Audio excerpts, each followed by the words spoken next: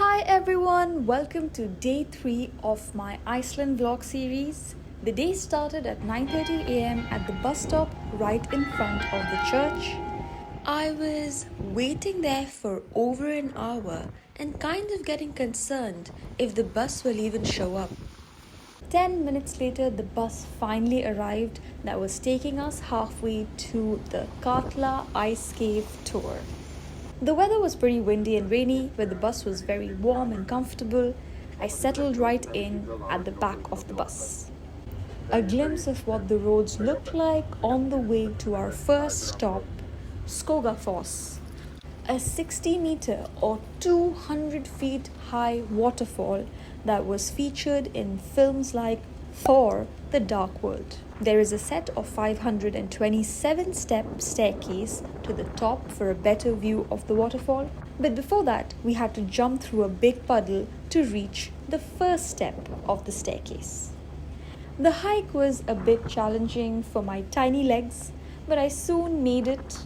The top has this metal railing thing that leads you to this platform that is a bit scary to go on, especially if you're scared of heights.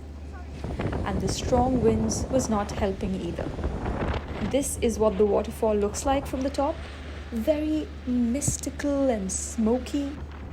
And I obviously had to take a video selfie with it for the gram. This is the total height to cover from top to bottom. And look at these plebs at the bottom. And one last view of the waterfall again.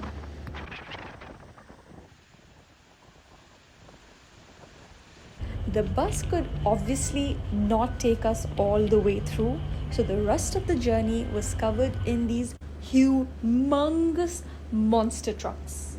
The size of the wheels itself was my entire height. Never seen anything like this before. The journey was pretty bumpy and dirty, but it is what it is, and so worth it once you start seeing the enormous snow mountains appear. We had a safety briefing first, covering some do's and don'ts and especially how to wear your helmet. And I was soon geared up to start our hike to the ice cave.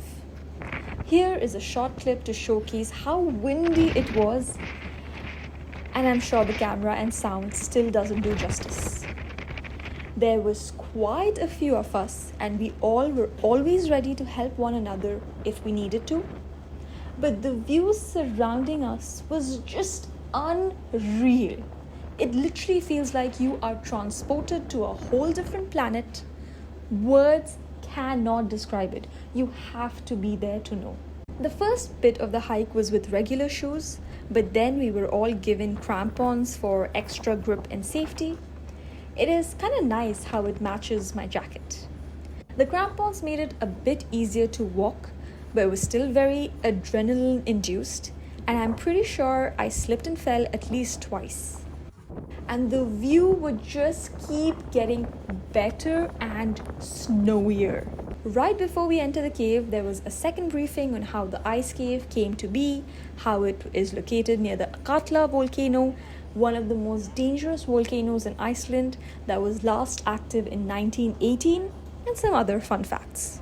Time to enter the ice cave! This was my first time ever entering an ice cave. My mind just could not comprehend how something like this just exists out in the wild. There are obviously a few specific spots to take pictures. These black spots and lines that you see are actually ash from the volcanic eruption that are trapped between the ice layers to form these glacial structures. You enter the ice cave from one side, explore the different areas. This specific area had cryogenic ice cold water running at the bottom, and you come out of the other side, and you must taste this 100% pure glacial water before you leave the ice cave. After the cave tour, we walk back a different route, so you get closer to these circular holes that again just look so unlike anything I have ever seen. Apparently these holes keep changing around the year because they are not man-made. They are in fact formed due to water and air flow. Insane.